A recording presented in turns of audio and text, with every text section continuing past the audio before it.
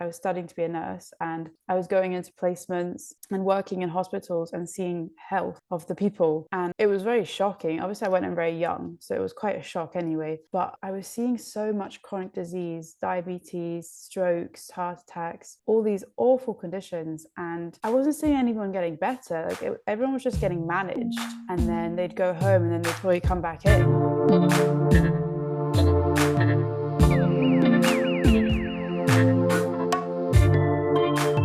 Well, welcome to the podcast. Let's do intros first. Yeah.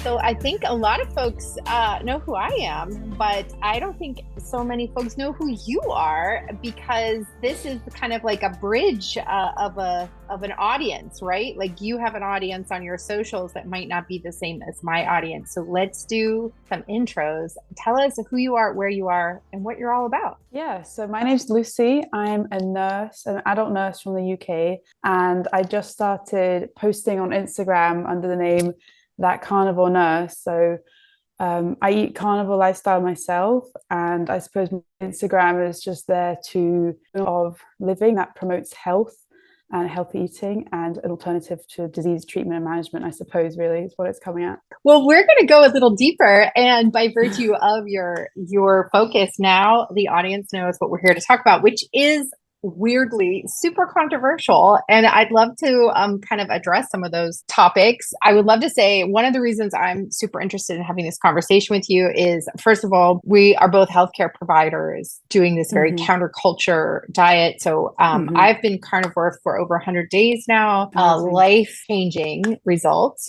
and so opposite to everything that we've been told or everything that is, in the cultural melee, we hear such the opposite of what you and I are choosing to do. And so I wanted to talk a little bit about how you got into this, what interested you. And I want to talk a little bit about what colleagues or your mainstream medical world that you work in knows about it, or what they say about it, because I think that's the most interesting rub there.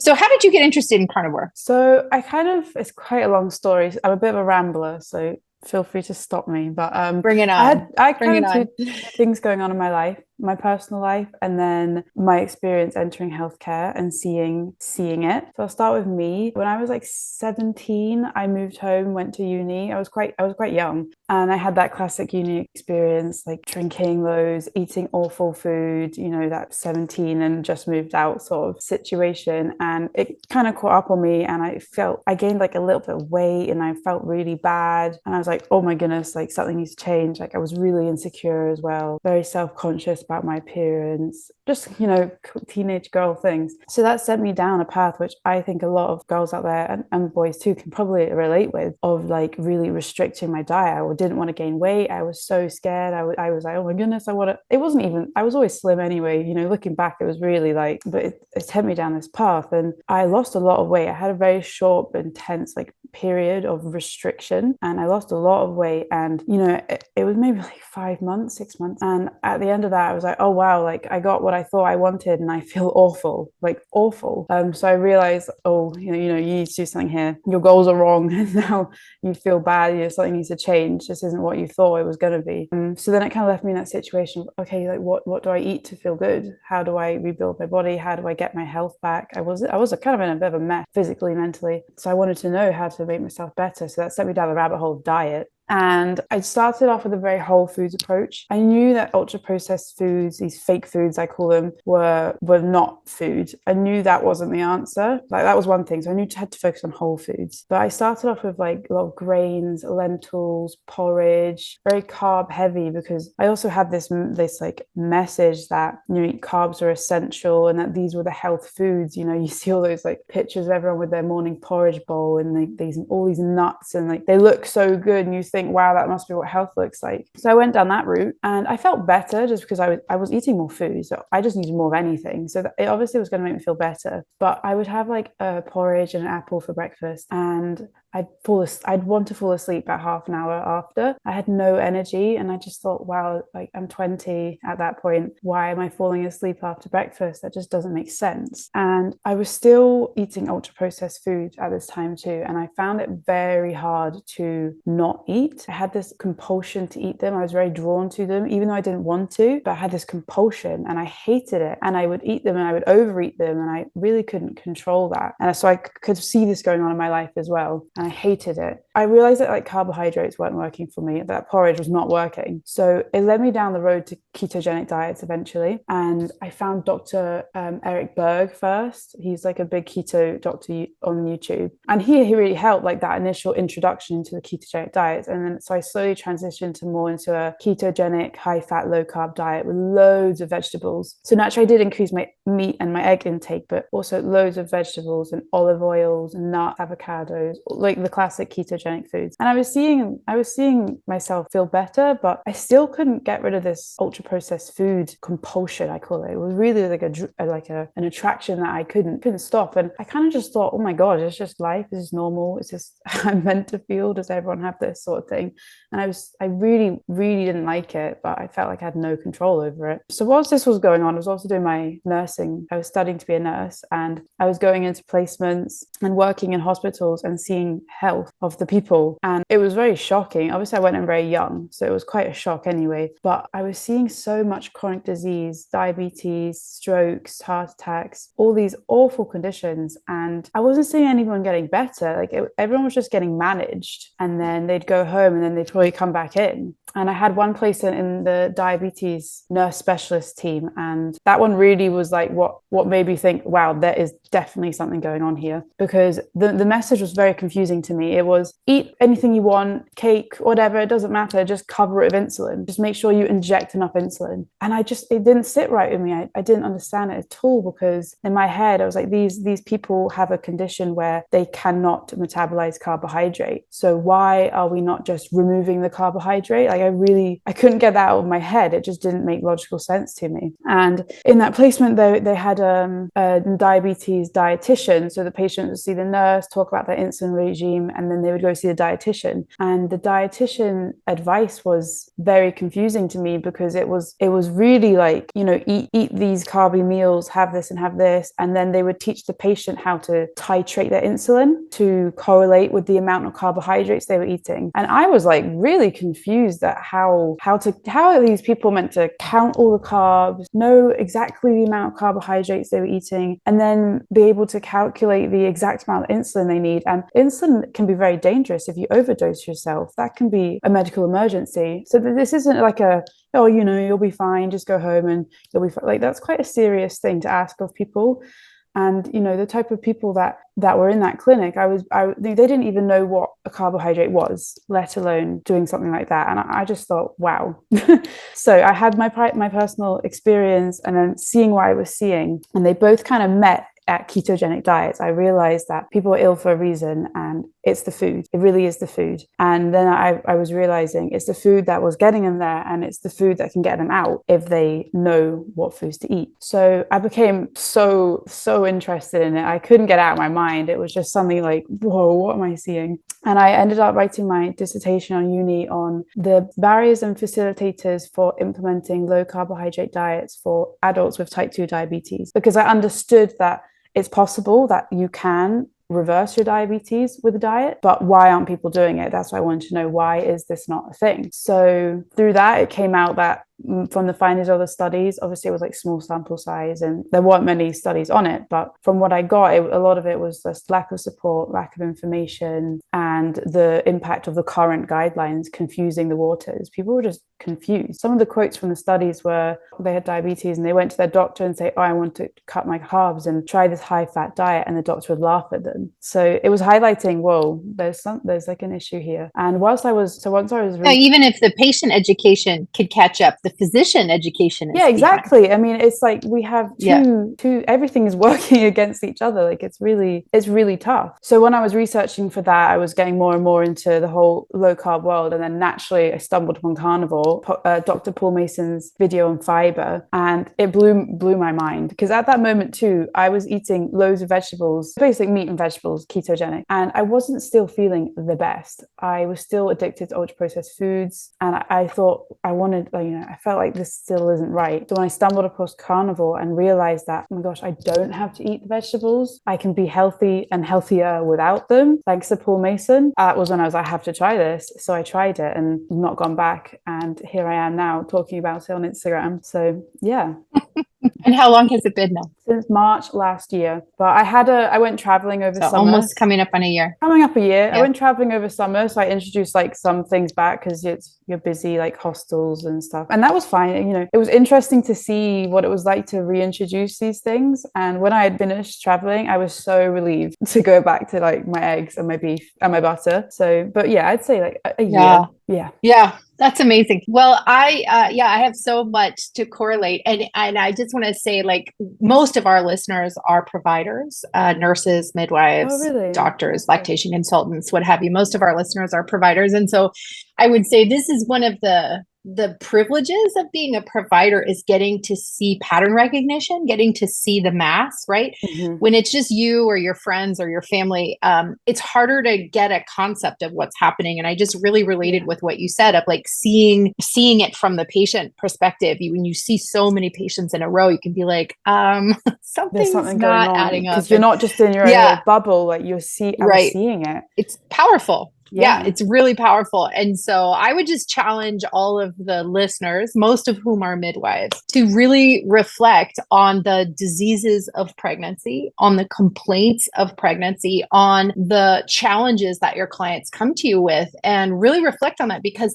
you can see the pattern. You can see, like, we know, like, there's even these like common symptoms of pregnancy. Oftentimes they actually have nothing to do with pregnancy. Pregnancy just exacerbates the condition that they're already in. And so as we go further into this conversation, I just encourage listeners to keep an open mind and imagine that carbs might be at the base of that, and specifically vegetables. And so I just want to come in here. I would say, I've been a provider for 25 years. I've been sitting across from patients, and I've been in thousands of births, and I've been like deeply enmeshed in not just the delivery, but all the prenatal care, all the preparation, and helping people really be the best they can be, healthiest mind, body, spirit, everything in their relationships, like all the levels. Midwives, we do it all. And so I've been taking a vested interest in patients' care and deeply invested in their health and well-being, and their infants' health and well-being. And I had no idea how literally toxic plants can be. And I'm not going to say a blanket statement for everyone, because certainly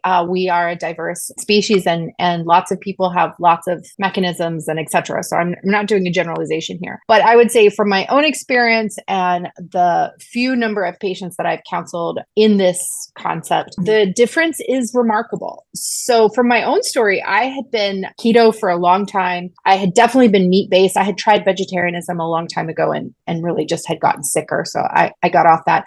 I knew that beans were not my friend, so I didn't eat any legumes or beans at all. They're like poison to me. I had been avoiding gluten for the most part, except for sometimes sourdough. And I had been really eliminating or minimizing dairy consumption. I still had butter and ghee, and occasionally some hard cheese, but mostly not any dairy. And I was really focused on meat and veg, like, very much a ketovore, keto kind of a focus. And I definitely felt better than when I was vegetarian or when I was having lots of bread or dairy in my diet, but I did not really get it.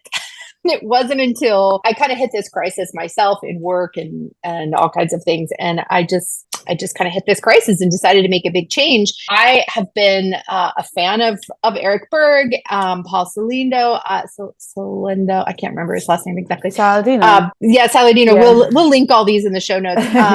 And I started following Sean Baker and a number of other carnivore folks and just trying to understand or deprogram, right? Because eat your veggies, you know, something green at every meal. And I just had this concept that zucchini had to be innocuous, right? That like tomatoes were just flavor. Like I did not understand. And as I got deeper into understanding it, the oxalic acid, the oxalates that are in some of these foods, it just started to really click. I was like, okay, these are the symptoms of oxalate poisoning. So and these are my symptoms. Oh, wow. Yeah, definitely. Yeah. Wow. And they're the same. And so I was like, okay, I have to do something different. And so many people in any kind of like lifestyle or habit change say, you know, 30 days, you got to commit to 30 days. That's what I did. I didn't actually think I was going to do a year. I was like 30 days. Yeah, same. I was like, well, you know, not, you know, anyone you need that psychological. Yeah, exactly. Yeah, exactly. You need an end date. You need an out of the prison you think you've just assigned yourself to, right? Well, that's not what turned out to be the case. Exactly. It's hilarious when I look back on that. I know, me too. It's really funny. But, you know, start wherever you are. And if that's what you need, it's a good place to start. And I had been eating beef, even in really restrictive southern India, where it's actually, you have to import your beef from another state and you have to get it from the Muslims because the Hindus don't, you know, it's like a whole thing. Yeah. Like I was working really hard to get this beef, and I still got it. And I had a number of chicken, and I did eat eggs, and like there was all of the carnivore diet was in my diet. The only thing difference is I had these veg. And I have to say, I would not have believed someone who told me the story that happened to me. Like, it's that outlandish. Within 5 days, I would say 75% of my pain was gone. And I lived with daily pain. I have many, many diagnoses: chronic disease, chronic illnesses, Epstein-Barr virus, Lyme's disease, MCAS. You know, I have the myalgic encephalomyelitis, chronic fatigue syndrome, and POTS syndrome. And I just have constant inflammation, constant pain. And, you know, those of us who live in chronic pain, we get very used to it. And you can't function, believe it or not, in a debilitating level of pain. And I had taken the pregabalin and all the different things to try to get out of the pain. And within 5 or 6 days of being on carnivore, I had a greater reduction than any pain medication I'd ever taken. I could walk upstairs again, like several flights of stairs for the first time in maybe 3 years. Amazing. And I lost 20 pounds effortlessly in like a week. And it was all inflammation. This is like, that's how swollen my joints were, right? You know, it's crazy. If someone had told me I lost 20 pounds in 6 days, I would be like, what? What are you talking about? What'd you say? Were you eating carbohydrates before that? Like when you but in the form of like onions and garlic. So and nothing like breads or anything. So it really was the vegetables. I definitely did have some sourdough, but I would sometimes go on it and sometimes go off it. I would go weeks without like grains. And the only grains I ever added back were like fermented grains. I didn't eat like rice or pasta. So it really was the vegetables. It's amazing. It was literally the vegetables. And it was like the most innocuous, like what I thought was like the most innocuous vegetables, like tomatoes, potatoes, whatever, but they're all in the nightshade family and they all have high amounts of oxalates, right? And it's just been amazing. I've been traveling full time since I started carnivore. I've been in, 10, 15 different countries in the last 3 months. As a midwife or just like no, just on my own. Sometimes I do travel midwifery and catch babies in different places, but this particular trip is just a sailing adventure, another part of my life. And so I have to find the foods, but I have to say that it's actually quite easy. I know that a lot of people struggle with travel and their carnivore diet because you get so used to, you buy this at this store and you buy this at this store, and like you have to be a little more expansive. But when you commit yourself to the idea that I will either eat these foods that are acceptable or I won't eat, it's actually very easy. Like you have to be okay with fasting, but it's quite easy. Yeah, I think that's especially traveling in Europe. Thing. Yeah, it's a really big thing that people think that they have to eat all the time, and that fear of, oh my goodness, I'm gonna go on this 5-hour journey, and I don't know, if something like that comes to my life, obviously I know I could just bring eggs, but I also know that I'll just be fine. I just don't have to eat. Like that really is just the answer. And that's the whole freedom in life. It's like you can be so much more spontaneous and do whatever you want and not feel like you have to be controlled by your hunger needs. Some people online call it food noise. Yeah. The like constant, like, what am I making for dinner? What should I get out of the freezer? Have I gone shopping? Do I have everything I need? It's gone. None of it. Like it does so minor in my life now because I'm not controlled by ghrelin, the hormone hunger, like the hormone of hunger.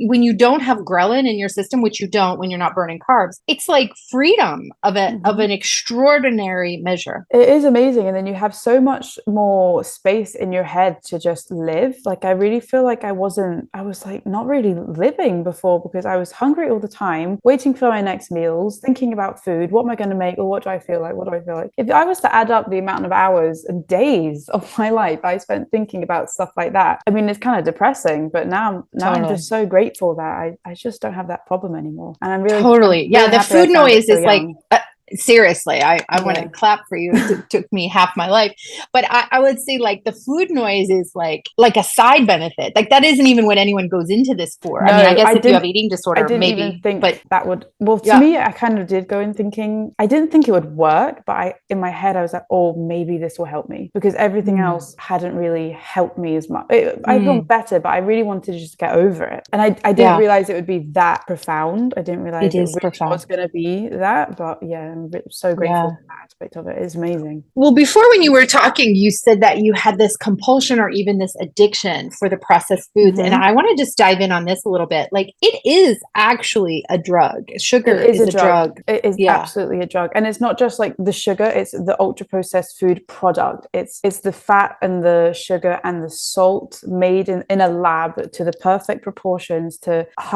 excite your brain like nothing else. And I'm passionately against ultra processed foods. I really think they are awful in society, and it's very dangerous because they're so widely accepted and they're consumed by everyone and they're almost encouraged. And I know, I just heard recently, now you see everyone's obese and you're wondering why. And these products, they're playing a huge role. Yeah, they're addictive. Well, I just heard recently that the Masai Maori in Africa now have a Coca-Cola delivery truck. Awful. I mean, like how it's shameful. I know there's that culture is starting to have the diseases, the modern diseases of diabetes and heart disease and what have you. And it's like, yeah. Well, so one of the evil components of these addictive products is seed oils. Yes. And I have been on this warpath for decades, and I have never had seed oils in my diet for, literally several decades. But this is really, I think, after doing quite a bit of research, really what is responsible for much of the health issues. I mean, certainly the sugars and the carbohydrates are, but especially in conjunction with the seed oils, don't you think? I think it's like the carbohydrate and the sugar gets you addicted to the product, and it does contribute to the damage and the inflammation. But yeah, it's like the addiction then brings along a lot of seed oils that really like beat down your body, and like, it's bad for your cholesterol and so many reasons why they're inflammatory. So it's definitely the component. And then you get the fast food and you have these seed oils which are heated up and cooled down and heated up, and the oxidation this gives the oil, it's just rancid. It really is. So it's a huge issue. And then they have deodorizers in the oil so you don't smell the rancidity. It's like it's madness. It's madness. Crazy. I read a study yesterday that really hit me. I read a study that like I'd always kind of ruminated about this, but I didn't know who to ask. Like, how do they have diabetic mice to do the studies on the things? I was like trying to figure like, how does this even how did they create a disease process in an otherwise healthy little tiny baby rat in some lab? I read the answer yesterday in a study. You know how they induce diabetes in rats? I don't know, they fed it French fries or something. They feed them soybean oil. Isn't that amazing? They know. So like, yeah, right, exactly. They know. It. So the seed oils, the bean oils, the nut oils, they're all kind of in the same category for me. They create this diabetic, malfunctioning. They create this inability to process the oil, which leads to this metabolic dysfunction. It's quite fascinating. Anyway, huge subject.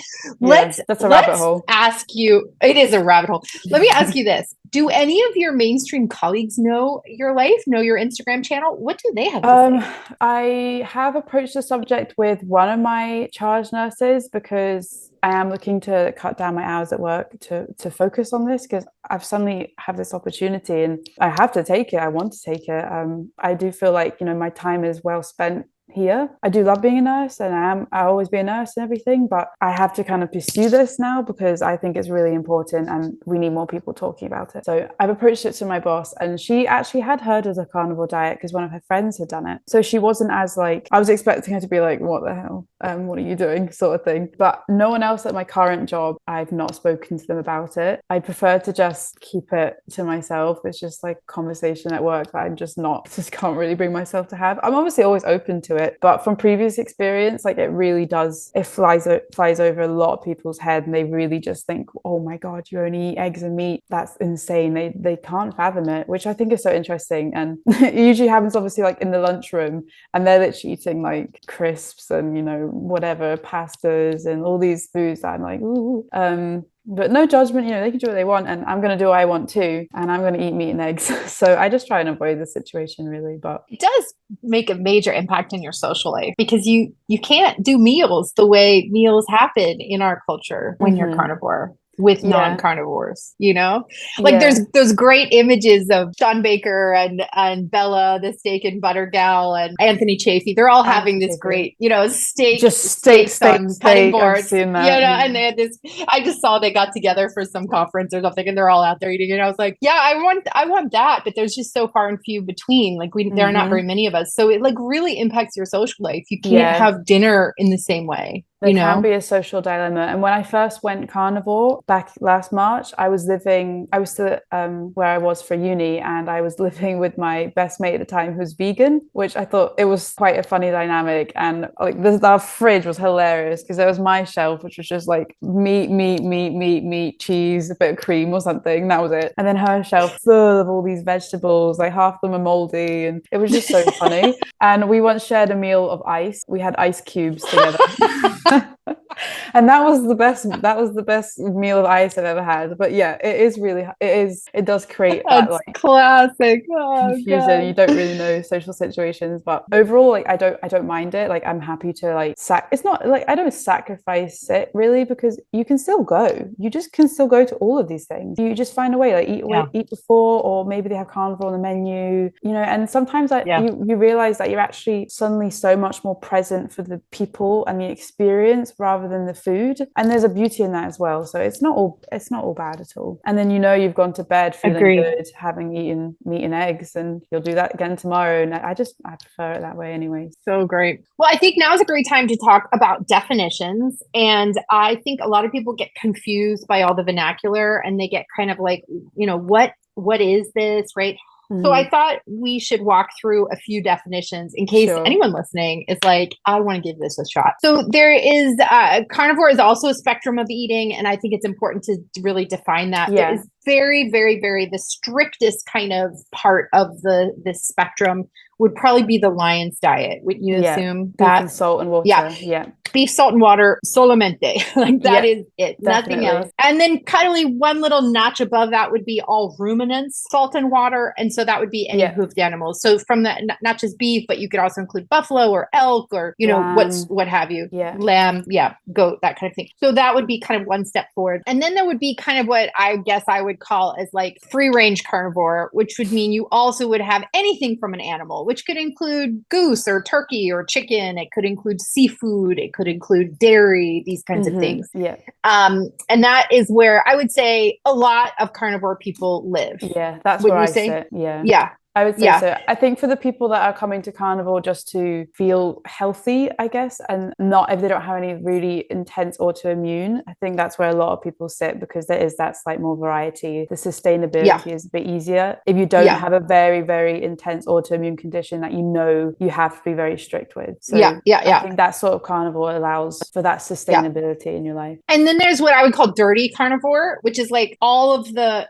animal product of any kind, plus spices and maybe condiments, you know, where they're like, I'll eat anything grilled, seasoned anyway. Like I'll go to a fast food and order just the meat, you know, and it doesn't matter what's in it. And that would be like a dirty carnivore kind of a diet. And I think that works, like you said, very well for people that are doing this for weight loss or doing this for like a step into like, does this work for me, and experimentation. I think that's a good step. Yeah, I would agree with that. And then there's always yes or no dairy. Some people are sensitive to dairy, some aren't. So they add dairy into the meat part. And then there's kind of what they call ketovore, which is where they're carnivore, but they include some very low carb plant products. So that could be nuts. It could be like the zucchini, which is very low, or lettuce or something like that. They would be ketovore. And then I think the next step up would be animal based. And this was pioneered by Paul Saladino. Say it again for me. Saladino. Yeah, Saladino. Thank you. I always mess it up. Yeah, and this is where it's carnivore plus dairy plus fruit and honey. Yeah. And that's an interesting pathway. And I think that this does very well for very active people because they're getting that carb bump for when they're doing their sport, you know? Yeah. There's a lot of controversy behind the animal-based diet. I don't know if you know Professor Bart Kay. Have you watched his stuff? He's very funny. He has a very unique way of delivering his information. He kind of plays like these characters. But he's a very, very clever man. And he was studying, I don't even know, 3 decades or something.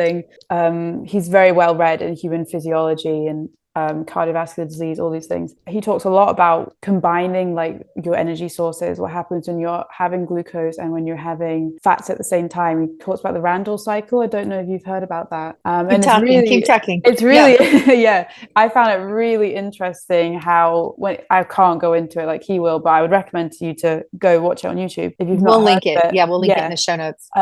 What happens like at the level of the mitochondria when you're having these 2 energy sources, and how your mitochondria can't tolerate both of them. It really can't. And over a longer period of time, you're going to run into issues because too much fat and too much glucose, it doesn't work in the cell. You either need to have a diet full of fat or a diet full of sugar. That this in-between zone is actually... And you could do that for part of the year, like our ancestors used to fast and feast, you know, part of the year. So you could be a sugar burner for part of the year and a fat burner for part of the year. Yeah, I've never heard of that. You can even do it day on, day off. Well, I mean, if you think of our ancestors, you know, there's a harvest time and then there's like and like fruits winter. Are seasonal, so they would have been having carbohydrate. Yeah. I think both can be species specific. I think, you know, if you saw a bright fruit hanging from a tree as a hunter-gatherer, I think you would definitely pick that and definitely eat that. But you wonder like if you also once, if you maybe had that 4 times a year, you know, it's like not the quantity that we're eating. Yeah.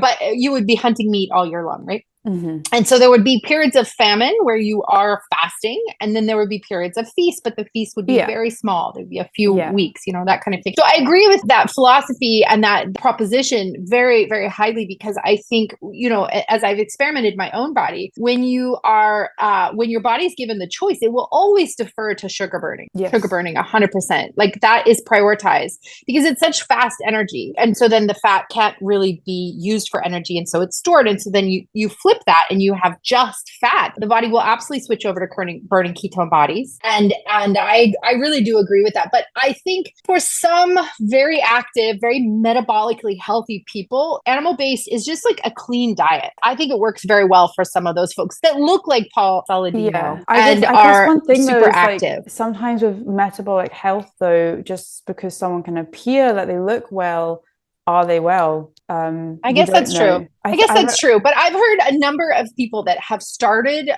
carnivore and then shifted to animal-based, and they feel like they do get some benefit in terms of their workouts or their activity level. They're having these bursts of energy in sport or in that sort of thing. And in that case, we do know that glucose is a more readily active form of energy in those athletic pursuits, you know. So I feel like none of this should be discounted, right? Except for the standard American diet. Like the SAD diet. That's what I was about to say. I mean, whatever you're doing, if you're moving as far away from that as possible, like you're only going to be helping yourself. Yeah, exactly. Yeah. So then within Paul Saladino's diet, there's even also 2 kind of categories. And one would be like really strict animal-based, which is animal products, dairy, and the lower sugar or readily available tropical fruit. So they're eating papaya, they're eating banana, they're eating melon, you know, that kind of thing. And then when you get into animal-based, like everything, they're including everything that could be considered a fruit. And zucchini is a fruit, and tomato is a fruit, and squash is a fruit, and pumpkin is a fruit. I guess it wouldn't be a ketogenic diet though, because they have all the fruit No, still. they're having so much fruit. So then this is I don't really think like, you can really call that animal-based anymore. I think really. it's whole foods is really Yeah, what that's you're just a eating whole in that. foods diet. Yeah, Yeah. exactly. So there's like a very fine line between those two. And we're kind of splitting hairs here, but I think it's important for people to understand. No, And then I want to absolutely. go out of the carnivore spectrum. I want to go completely out of that. And now we have a few other words to define for you because it is so confusing. I mean, I'm a really good researcher and it took me a while to understand this. So I thought I should share it. So straight keto diet or a ketogenic diet really has nothing to do with carnivore, right? Mhm. A strict ketogenic diet is just keeping your carb intake below a certain threshold. And for most people starting, it might be 50 grams a day, then 25 grams, then maybe 20, what have you. And when you stay below that threshold by your own measured ketosis, so this could be urine test or breathalyzer or blood test to see if you're in ketosis, you can literally eat anything as long as it keeps you in ketosis. Yeah. And that includes like sugar-free packaged product-y things. Seed oils. Seed oils, and it could be in a lot of things. Dirty keto, and that, dirty keto is even scarier, I think, because that's literally anything as long as it's low carb. And then that brings us to a low carb meal or a low carb diet is the same in this, not related to carnivore. It's really just about keeping your carbs below, I think, 100 or 50, depending on which pathway you're following, grams a day. Right. And so low carb, no carb, ketogenic or keto diet actually have nothing to do with carnivore. They have to do with your metabolic state. Are you a sugar burner or a fat burner? Carnivore is a form of a ketogenic diet though. Correct. But it has such ketogenic. specific instructions on what is included and what is excluded that the carnivore or the keto part happens to be like a side effect of being carnivore. Right. It's not the focus. You know what I'm saying? Yeah. But you can be keto without being carnivore, but you can't really be carnivore without being keto, if that makes sense. Which is like, again, where it gets really confusing. And then this is why I like carnivore, because it's just so clear to me. So simple. I don't have to worry. Yeah. Well, I would say there's one more little category that we actually skipped in carnivore that is between Lion's diet and ruminants and the standard carnivore, which is like the BBBE. I was about to say that. I did that. Yeah, and that is a really simple way to start. Bacon, butter, beef and eggs. It's and that the BBBE is a very simple way to start because it's like so simple to shop. Like you can't mess this up. And I think including the bacon is really good for people because it does taste so good. And I feel like bacon kind of reminds you of like your old diet in a way. There's something about bacon. It goes everywhere. You know, it's in like burgers. It's like always like a staple in lots of different foods and ultra processed foods. So keeping it in, I think, is really good for sustainability for some people. And it can be used as kind of like that transition food. And then eventually I just cut bacon out because I realized I don't even think it's the bacon I like. I think it's the chemicals that they're adding to the bacon that I like. It was that like smokiness, because it's really hard to get nice quality bacon here in the UK anyway. And they always had like and I was going to say most brands of American bacon have sugar. Sure, it's the same. It's crazy, isn't it? So bacon like really helped me at the start. Dextrose is sugar. Naturally, I just naturally then decided not to eat it. But it's a good one, that one. Yeah, absolutely. And then in all of these categories, low carb, no carb, keto, carnivore, and Lion's diet, and all these things, then we talk about quality, right? Because all of these products have a spectrum. And I think of the spectrum this way of like higher and lower quality. So if you go to the discount grocery store and buy the things on sale, that's probably a very low quality as opposed to going to the farmer and getting it directly organic, farm to table kind of reality. And so one interesting statistic I heard recently from, I don't remember who it was. I don't know if it was Sean Baker or Anthony Chafee, but one of them said in one of their interviews, the lowest quality carnivore is still better than any other diet. Absolutely agree with that. That really that's a powerful statement. So I thought you would agree because I've seen something similar to that on your page. So I would say, will you describe that? Why is that true? I think that is so true. I absolutely agree with the message that organic food, grass-fed, grass-finished, like they will be the best. The cows would have been treated the best. The meat that they yield will be the most nutrient dense. Absolutely agree. But I also think it's really important to like stick to reality for a lot of people. And from my experience working in healthcare, I work in like public healthcare with the average average person like myself too, they can't afford that. It's just unrealistic. So what's the point in spreading that message and pushing that message when it's just not possible for people? And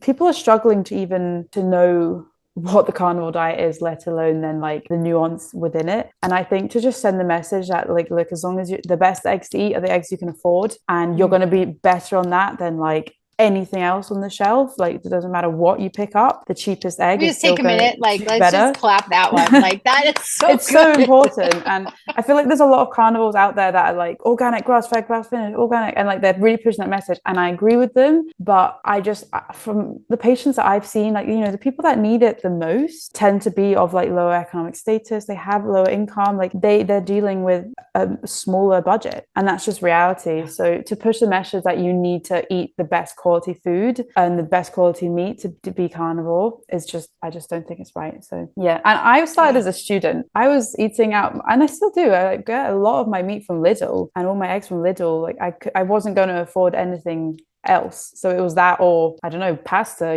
so I went with that, and it still did great things for me. Obviously, like aim up, if in the future you can have your goals to source better eggs and get better meat, and I definitely am trying to do that, but I'm also just staying in my reality and my financial situation right now, and I know I'm just doing the best I can, so it's fine. Yeah, totally. Well, in the US, meat and eggs from Costco is still better than Cheetos from Costco. Yeah, exactly. It's like, come on, guys, let's just keep it real here. Yeah.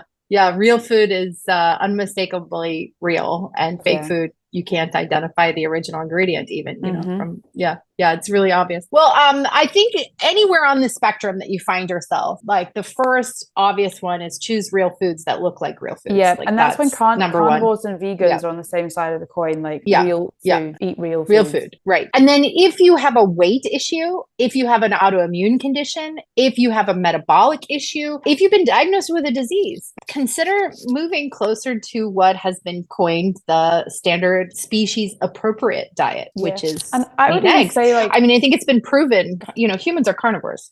Yeah, exactly. I was going to say, which is a very controversial statement, but it's true. Oh, they are. Go ahead. I think they are.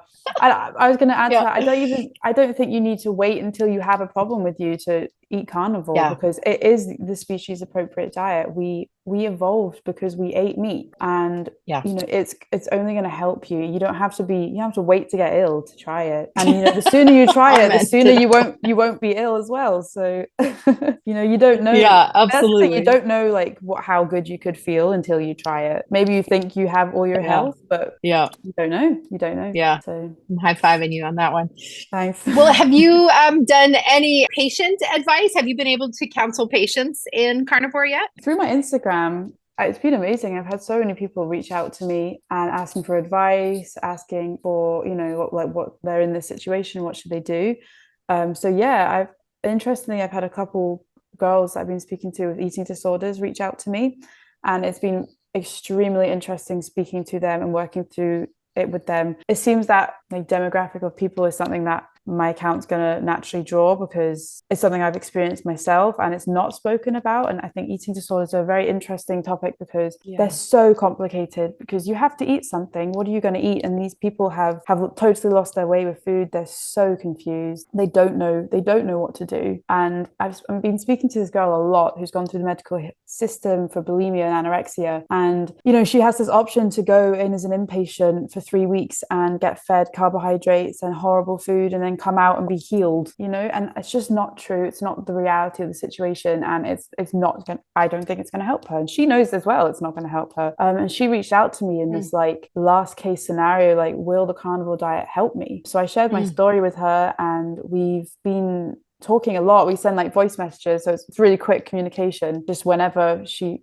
contacts me, and we've been speaking now maybe like 3 weeks, and it's been amazing to see. She's still like quite ill. She's really struggling with it, but I can see these changes happening. Like, she's managing to stick to carnivore foods because she had bulimia as well. Very, very intense sugar addiction, which is another whole thing with like sugar addictions, which is a form of an eating disorder in itself. And like, if you have a history of like restrictive eating and you like lost a lot of weight and you need to build your body up, which is like what happened to me, you'll become really vulnerable to sugar and ultra processed food, because one, these products are designed to do that. And then two, you're so hungry and your body is like screaming out for food. So you're combining these two situations. It creates a very vulnerable environment for sugar addiction. And that happened to me, and it's happening to her. And these people are experiencing this, and they'll go to their doctor and they'll get given a diet plan. And this diet is toast and jam, and then, you know, pasta, tuna pasta, and then it just doesn't make sense to me. Orange juice. An orange juice. And these people are trying to heal from an eating disorder by giving, in my opinion, a diet that is an eating disorder in itself, because it's not normal to have this much carbohydrate. It's not the species appropriate diet. Where's the fat? Where's the protein? Where's the cholesterol? Where's the things that are actually going to heal your body, rebuild it with health and strength? And when, you know, rebuild your brain, she's very underweight. She needs so much nutrition, and Carnivore can do that for her. I really do think that. And she's beginning to change, and it is helping her. It's amazing to help her through it. Well, that's amazing that she's able to do it with really just your support, because you know that her community and her family's not probably super supportive, because it's so counterculture, you know. It is. And like I hope she has support, but she has her parents and stuff, but she has no one around her saying to her, you know what, you don't have to eat sugar. You can do it. And exactly. You can just eat meat and eggs and butter all day long, and really maybe you should be doing that. She has no one validating that for her, so she felt so lost, just totally lost. I can't imagine. I can't imagine. It's kind of like having to withdraw from any drug, you know, like trying to go through heroin withdrawal on your own while there's heroin everywhere. Like that would be impossible. It's not possible. Like it's crazy, really. Yeah, it's amazing if she can do it. Like it's amazing. Yeah, and you know, I can share my experience with her. Obviously, this isn't medical advice, and it's opposite of medical advice. Yeah. But I have my experience, and I've gone through it too. And she just really benefited from that validation and just speaking to someone that's gone through it. So it seems that like I want to take this in a direction of eating disorders, because it does seem like carnivore and eating, there's something going on here. I think it's a place to explore, because it really helped me. Very powerful. Seeing it help her. I'd love to reach more people with it, really. That's so awesome. Yeah, I would say my interest is in helping folks heal from chronic illness and chronic pain, because obviously that's been my journey, and I think that's part of why we get given these gifts, right? Yeah, exactly. I was thinking exactly. Yeah. Like everyone's got their own history and story of why they came to Carnivore, and then it's gonna, you know, you sell that forwards, and it's really good. Well, I have a lot of my audience knows about my really dramatic recovery from literally the brink of death. I had stopped eating, and I had not drank anything in several days, and I was bedbound, and my voice was slurred, and I was having seizures every week, and I was, I was not. So that was dying, all because of oxalate. Was that? There's a whole series of things. It's a long story. Epstein-Barr virus had rewoken up, and you know, my Lyme's disease was flared, and I became severely iron deficient, and all these things. And part of the way that I got back to health, you know, and I was doing this on my own, because you know, no doctors really have a treatment for Epstein-Barr virus or Lyme's. Like there's no, you know, there's no real like mainstream advice, right? Exactly. And so, you know, I had 13 iron infusions, and I took a lot of carnitine, creatine. And I was like, just eat meat. I get it now. You know, isn't it so strange though? Like they know what you need, and then they'll put it in a pill. I mean, we know why. Well, you can't monetize the beef like you can monetize the medicine, right? I mean, this is the reality. And so we end up being at the edge of society here with, you know, conspiracy theorists and questioning the narrative and all those things. But actually, when you experience it in your own body and your own life, it really makes a lot of sense. And so, I am definitely a voice for folks who are struggling with pain or chronic disease. And I've seen so many stories of people healing their eczema, healing their psoriasis, healing their rheumatoid arthritis, reversing diabetes, like all these things just from being on carnivore. It's extraordinary. And recently I got to help my first 2 patients through their carnivore pregnancy. And I would love to just bring this about that tidbit in before we end the podcast. Yeah, because it's so controversial, right? Yeah. But it is really can be the picture of health. And again, I draw my inspiration from our ancestors. You know, there were a millennia of folks eating carnivore only before agrarian lifestyles came in. We only started growing food 10 to 15,000 years ago, and so what were we doing all that time? The time before that was all carnivore. And I was an anthropology sociology major originally, and cool. I sort of still keep focused on like those few little tidbits because I'm so fascinated by it. And we grew up with this concept that like the men hunted and the women gathered. I don't know if you know this or not, but most of this concept came from the patriarchal early paleontologists and anthropologists. And so when you take patriarchy out of it and you actually study the skeletons and study the digs and study the cave paintings and the findings, actually it was not a deeply patriarchal society, and women did just as much, if not more, hunting than men. Oh, really? Yeah. And gathering was, I know, right? And gathering was, some new studies have just come out that are refuting all of these old societally tainted evidence that we had. And it seems clear from the new anthropological research that gathering was a function of starvation. Actually, we were not looking for plants to eat unless we had nothing to hunt. Yeah, I would agree with that. It makes sense. Right. Why would we be wasting our energy going for a lower nutrient food when we could be getting meat? Right. Which is logical, really. So that it's illogical, right? So there's this new evidence like that there is these stomachs that were evaluated like in mummies. They are these tundra frozen bodies, and they would examine the DNA evidence of the stomachs, and they were finding sea moss and bark and leaves and things. Well, that's because those people died because they starved. Yeah, they had no actual meat. Like you're getting only the people who actually didn't make it. That's who you're studying, and it's just fascinating to kind of reframe this really foundational belief about our ancestors. Our ancestors were carnivores, successful carnivores. And of course, they went through all of their pregnancies being carnivore. So there is a lot of support for a carnivore-based pregnancy. Certainly, there's huge evidence for an animal-based pregnancy where you're including some dairy and some but really specifically carnivore pregnancy. And so I know that I mean in these ladies, like how so far I've only helped two, but they were carnivore to begin with. They did not transition in the pregnancy, and that is something I really would caution against at this point. I wouldn't. The detoxing from sugar is really too great and to go through, too. And the oxalate dumping that you go through is just too much when you are actually newly pregnant. And so I do not recommend a change while pregnant. But if you've already become fat adapted, done your oxalate dumping, and really become fully carnivore before you're pregnant, I think it's absolutely safe to stay carnivore in pregnancy. The only thing that may need to happen is to increase your fat, if possible. No problem. More butter.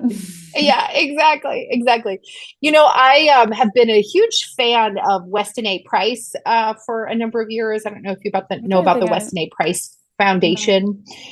Sally Fallon has been its executive director for a number of years, and she wrote the book Nourishing Traditions. And this is where this organization has been deeply focused on ancestral health and ancestral nutrition. And they've included lots of fermented foods and soaking the nuts to get rid of the lecithins and, a much more ancestral diet. But it still includes quite a bit of vegetables and legumes. Anyway, Weston Price was a dentist in the early 1930s in Canada, and he kept having people come into his office where their teeth were falling out of their mouth, and he couldn't understand, like, how can we have lived as a successful species for a millennia with all of this like, how can I fill it? Like, this was if we had lost our teeth, we would have been dead. Exactly. So he put two and two together, and he was like, this can't be right. Something's wrong here, because this didn't used to be the case. Otherwise we wouldn't have lived. So the camera had just been invented, and he set off on a mission globally to document what indigenous cultures were eating prior to the industrialization reaching them. Right. So he took his camera and steamer ships, and I think the airplane started to have commercial flights or whatever. He got himself around the world.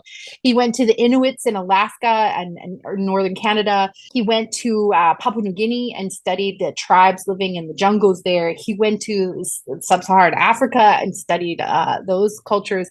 And wrote this Physical Degeneration and the Modern Man. He wrote this book and documented this all with photos and meticulous notes about what they were eating. He went to the Swiss Highland Alps and, all these places All around the over. world. Yeah. Yeah. And what he discovered is one common nutrient, which he named factor X, but we now know is essential fatty acids. And he was documenting what they were eating compared to, like, one island in the South Pacific had steamer ships that regularly docked there and one did not. And in one generation, you could see, instead of having a square jaw like I have, they had this sunken jaw like this in the industrialized food. And all their teeth didn't fit in their mouth. And they had these caries from all the carbohydrate consumption, et cetera.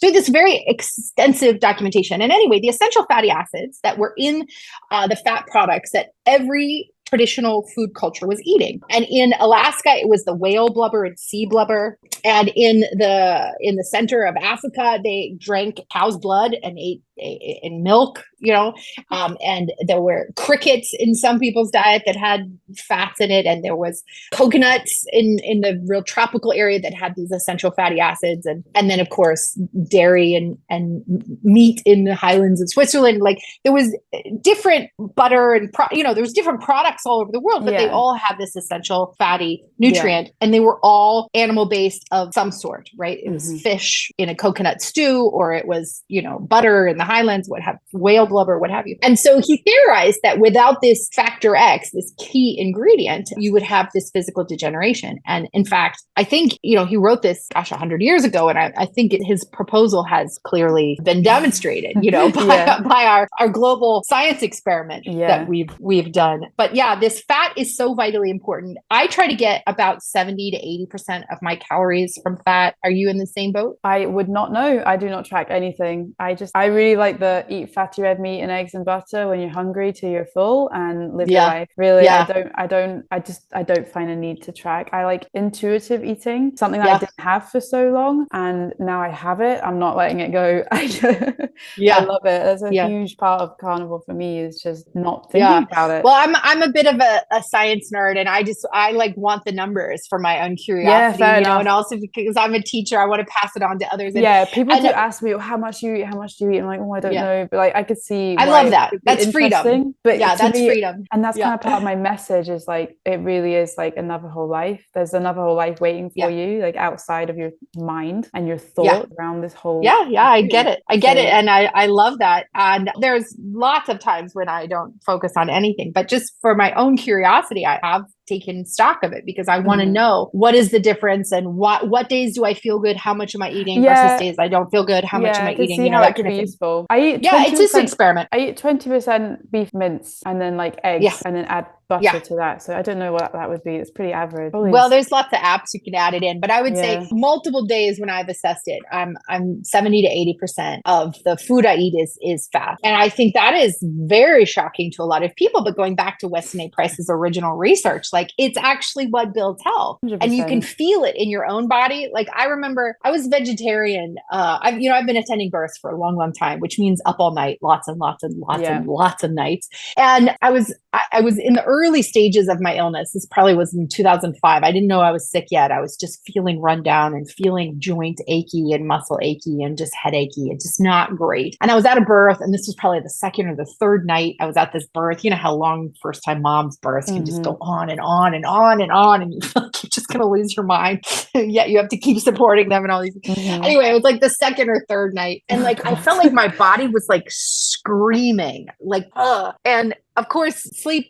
I had slept a few hours while my assistant was taking care of whatever, but you're not right. And one of my new assistants had come with this whole grocery bag of food. And it was like 3 a.m, and the mom was in the tub in the other room. And like, we were just hanging out in the kitchen, and she just turned on the oven and put like 10 slices of bacon on a baking sheet and put it in the oven. And at first I was like, that smells really good. Right. And then like they came out of the oven, and I literally took this bite of this bacon, which would not be a normal occurrence for me prior to this time frame. I took this bite of this bacon, and it literally felt like my brain gasped.